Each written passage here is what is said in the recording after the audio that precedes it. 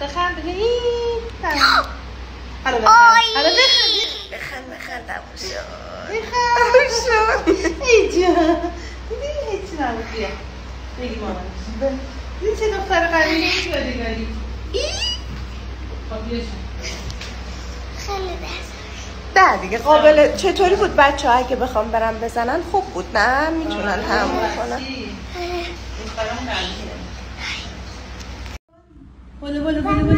نه ببین رفتی شما دریا رفتی شنا کردی آب رفتی بود دهنه خیلی که اذیت نشدی اینم همونجوری ببین من نه مزه آب دریاست بزن مزه نمک میشه آره دم باز سر بالا حالا بعد خودت بگو این بهتر بود یا آب دریا قورتش بده قورت بده تموم شد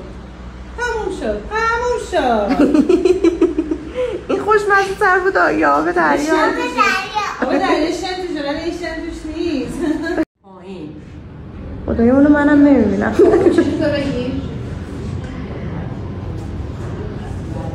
اینو بگو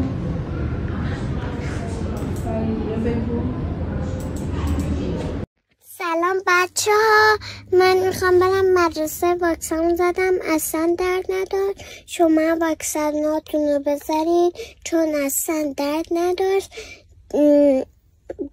خداحافظ.